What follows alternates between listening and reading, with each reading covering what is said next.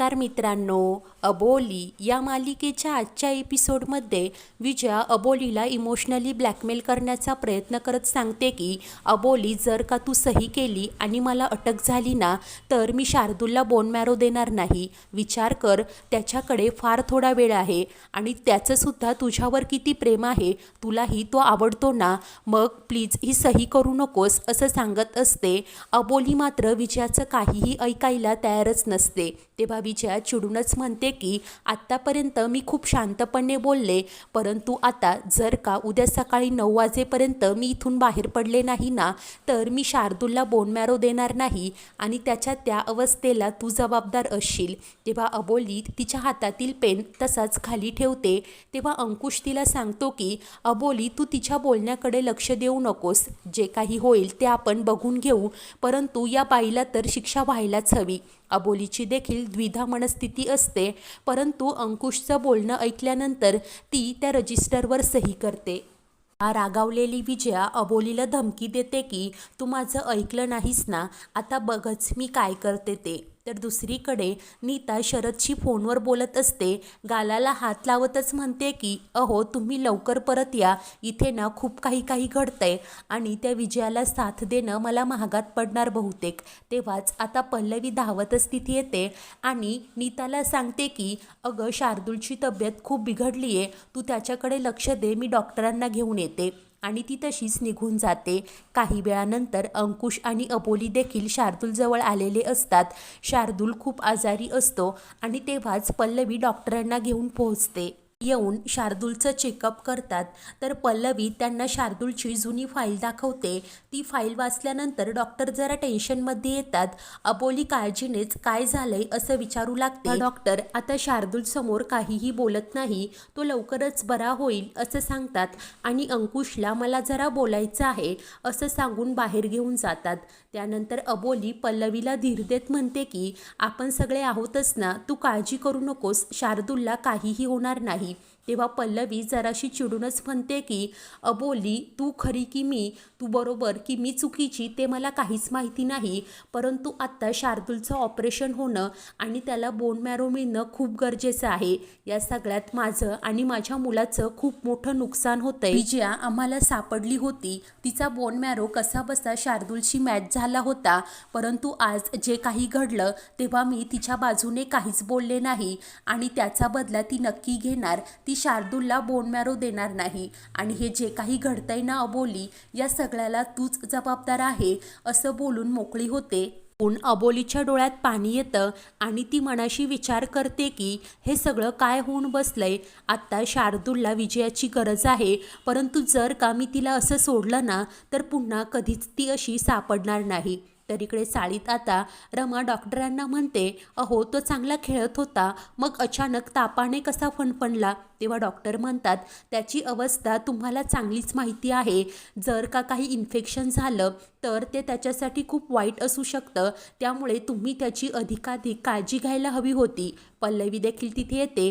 तेव्हा आता डॉक्टर सांगतात, आता लवकरच बोन मॅरो ट्रान्सप्लांटची तयारी करा, कारण जर का तो यातून बरा झाला नाही ना, तर पुढे जाऊन त्याला बसताही येणार नाही आणि मग सगळंच अवघड होऊन बसेल. अंकुश सांगतो, हो डॉक्टर, आम्ही लवकरात लवकर डोनर शोधतोय. वा डॉक्टर सांगतात, परंतु नवीन डोनर मिळणं खूप अवघड आहे, त्यामुळे जो आहे त्याच डोनरशी संपर्क साधण्याचा प्रयत्न करा. हे बघा, तो खूप लहान आहे, जर का लवकर डोनर मिळाला नाही ना, तर सगळंच खूप अवघड होऊन बसेल, काळजी घ्या असं सांगून आता निघून जातात. सर्वजण आता खूप टेन्शनमध्ये आलेले असतात. त्यानंतर दुसऱ्या दिवशी सकाळी रमा राघूला विचारते, अगं, अबोली कुठे गेली आहे, तू पाहिलंय का तिला? आणि तितक्यात तिचं बाहेर लक्ष जातं. ती म्हणते की बाहेर इतकी गर्दी का जमली आहे. रमा, आजी आणि राघू बाहेर येतात. पाहतात तर समोर विजया तोऱ्याने चेअरमध्ये बसलेली असते. अबोली तिला चहा देते. रमाला हा सगळा काय प्रकार आहे ते कळतच नाही. ती अबोलीला म्हणते की या बाईला तू इथे परत का आणलंस, दिवस तिने तुझा जीव घेण्याचा प्रयत्न केलाय. अंकुश अरे हे सगळं काय आहे असं विचारते. अंकुश देखील अवाक होत पाहत असतो. त्यालाही हा प्रकार कळतच नसतो. तर आजी म्हणते की अबोली अगं तुझं डोकं तर ठिकाणावर आहे ना, तू हिला चहा काय देतेस? ती किती नीचबाई आहे तुला माहिती नाही का? तेव्हा विजया मात्र खुश होत म्हणते की म्हातारे जरा वाट पहा आणि अबोली आता सांग सर्वांना. तेव्हा अबोली आता खाली मान घालून सर्वांना सांगते की आई आजी जे काही झालं त्यात हिची काहीच चूक नव्हती. काल व्हीलचेअरला आग माझ्या चुकीमुळे लागली, म्हणूनच मी ही केस मागे घेतलीये.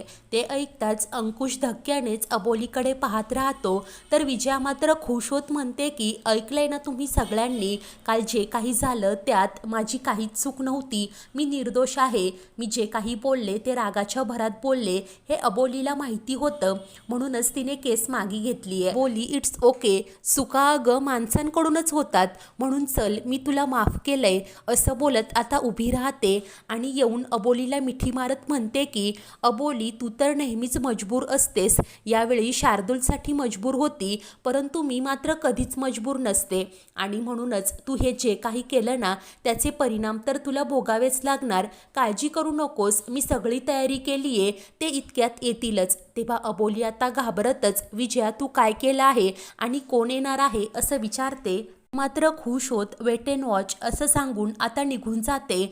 तर अबोलीला विजया आता नक्की काय डाव रचणार याचं टेन्शन येतं. त्यानंतर घरी येताच आता विजयाला सोडवल्यामुळे सर्वच जण अबोलीवर प्रश्नांचा भडीमारा करतात. तेव्हा अबोली सर्वांना सांगते की मी हे सगळं शार्दूलसाठी केलंय, त्याचा जीव वाचणं माझ्यासाठी सगळ्यात महत्त्वाचं आहे आणि त्यासाठी मी त्या विजयाचा कोणताही त्रास सहन करू शकते. तेव्हा अंकुश म्हणतो अबोली अगं तिचा त्रास सहन करण्याची काहीही गरज नाही, मीही करणार नाही आणि तुलाही करू देणार नाही. काका देखील म्हणतात की हो अबोली, तू तिला सोडवून खूप मोठी चूक केली आहे. तेव्हा अबोली सांगते की मला तुम्हा सगळ्यांचं म्हणणं पटतंय, परंतु माझ्याकडे दुसरा काही पर्यायच नव्हता, कारण त्या विजयाने ती कोणाला तरी काहीतरी करेल अशी धमकी दिली मला आणि ती खूप विक्षिप्त बाई आहे, मनात येईल ते करूच शकते. अंकुश आता रागाच्या भरात विजयाला जाब विचारण्यासाठी जाणार असतो, परंतु अबोली त्याला थांबवते आणि समजावत सांगते की आधी शार्दूलवर काय ते उपचार व्हायचे आहेत ते होऊन जाऊ द्या आणि नंतर आपण त्या विजयाचं काय करायचं ते बघू. अंकुश ऐकायलाच तयार नसतो. तेव्हा आजी देखील त्याला समजावत सांगते अरे एकदा अबोलीला समजून घे, हे सगळं तिने त्या बाळासाठी शार्दूलसाठी केलंय ना रे. तेव्हा आता अंकुशला देखील हे म्हणणं पटलेलं असतं आणि तो प्रेमानेच अबोलीला म्हणतो की अबोली तू खरंच खूप ग्रेट आहे, मला तुझा खूप अभिमान आणि कौतुकही वाटतं. तू नेहमीच इतरांचा विचार करतेस, तसं पाहिलं तर शार्दूल तुझा कोणीही लागत नाही, तरी त्याच्यासाठी तू एवढं मोठं सॅक्रिफाय केलं आणि प्रेमाने अबोलीकडे पाहत राहतो. आता घरातील सर्वच जण पुन्हा एकदा सुटकेचा निश्वास सोडत खुश होतात. त्यानंतर दुसऱ्या दिवशी सकाळी नीता आता ओरडतच रमाला आवाज देत पेपर हातात घेऊन घरी येते. तेव्हा आजी म्हणते की काय ग, काय आभाळ कोसळलंय का? तेव्हा नीता म्हणते हो आभाळच कोसळलंय आणि जरा ही बातमी पहा. देखील बाहेर येते. तेव्हा आजी तिला न्यूजपेपर दाखवत म्हणते की हे बघ काय छापून आलंय ते. अबोली धक्क्यानेच तो न्यूजपेपर पाहते. त्यात अंकुशचा फोटो असतो आणि हेडलाईन असते की सिरियल किलर अंकुश शिंदे परत आलाय. तेव्हा अबोली आणि राघू दोघींनाही मोठा धक्काच बसतो. राघू म्हणते की हे सगळं कोणी केलं असेल? तर अबोली बोलते अंकुश सरांना सिरियल किलर बनवून कोणाचा फायदा होईल? तेव्हा नीता म्हणते की ते माहिती नाही, परंतु या घरावर मोठं संकट येणार आणि त्याचीच ही चाहूल आहे. अबोलीला आता रमाची खूप काळजी वाटत असते. रमा भाजी आणण्यासाठी मार्केटमध्ये गेलेली असते, तर अंकुश देखील कामानिमित्त बाहेर गेलेला असतो. राघू घाईनेच त्याला फोन करणार असते. अबोली रडवेली होत म्हणते की देवा असं कोण आहे जे आमच्या घराच्या मुळावर उठलंय? आईंना सुखरूप घरी परत आण आणि अंकुश सरांचं रक्षण कर अशी ती बाप्पाकडे प्रार्थना करते. तर दुसरीकडे रमा आता भाजी खरेदी करत असते. तेव्हाच एक व्यक्ती येऊन तिच्या हातातील भोपळा घेतो, तर दुसरा येऊन लगेच फ्लॉवर हिसकावतो. रमा आता खूप कावरीबावरी होते आणि घाबरूनच जायला निघते. तेव्हाच रस्त्यातील काही लोक तिला घेरतात. रमा रडवेली होतच म्हणते की कोण आहात तुम्ही, मला जाऊ द्यात. तेव्हाच एक गुंड म्हणतो की अगं बाई, तू तर सिरियल किलरची आई आहेस ना, तुझ्या लेकाने कित्येक लोकांना मारलंय आणि तू अशी बिंदास्त फिरतेस का? दुसरा व्यक्ती म्हणतो की अहो, तुमचा मुलगा सिरियल किलर बनून बाहेर मोकाट फिरतोय आणि तरीही तुम्ही त्याला पाठिंबा देता का? रमा म्हणते नाही, हे सगळं खोटं आहे, त्याने असं काहीही केलेलं नाही. तर ते लोक म्हणू लागतात की तुम्ही ना त्याला जेलमध्ये द्या किंवा ना त्याला फासावरच चढवलं पाहिजे. रमा मात्र खूप घाबरून जाते. घाईनेच आता वाट काढून तिथून पळून येते. ते लोक मात्र खूप खुश होत असतात. तर इकडे अबोलीला रमाची खूप काळजी वाटत असते. तिचा फोनही लागत नसतो. अबोली म्हणते की आईंना जर का तिकडे रस्त्यात कोणी काही बोललं तर खूप टेन्शन येईल आणि त्या रमाचीच वाट पाहत असतात.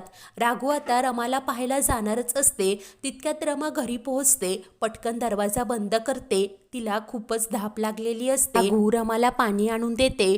अबोली तिला शांत व्हायला सांगते आणि काय झालंय असं विचारते. तेव्हा रमा म्हणते की अगं, आत्ता मी बाजारात गेले होते तेव्हा काही लोकांनी मला घेरलं आणि म्हणाले की तुम्ही सिरियल किलरच्या आई आहात. मी कशीबशी तिथून सुटून आले ग. तेव्हा अबोलीला खूप टेन्शन येतं. तर पुढील भागात अंकुश आता एक काळा स्कार्फ तोंडाला गुंडाळून घरी पळत येतो आणि त्यानंतर तो अबोलीला सांगतो की अगं, अचानक मला बाहेर काही लोक भेटले आणि ते मला सिरियल किलर समजत होते. अबोली, मला पुन्हा तुरुंगात जायचं नाहीये असं तो घाबरतच बोलत असतो. त्यानंतर रात्री अबोली आजी आणि रमाला सांगते की काही वेळापुरतं मला असं वाटलं होतं की ते आपले अंकुश सर नाहीच आहेत, कारण अंकुश सर कायद्याला कधीच इतकं घाबरत नाही. तेव्हा रमा विचारते, मग आता तू काय करायचं ठरवलंय? अबोली निर्धारानेच सांगते की मी पोलीस स्टेशनला जायचं ठरवलंय. अशाच नवीन भागांच्या अपडेट्ससाठी आपल्या चॅनलला नक्की सबस्क्राईब करा. धन्यवाद.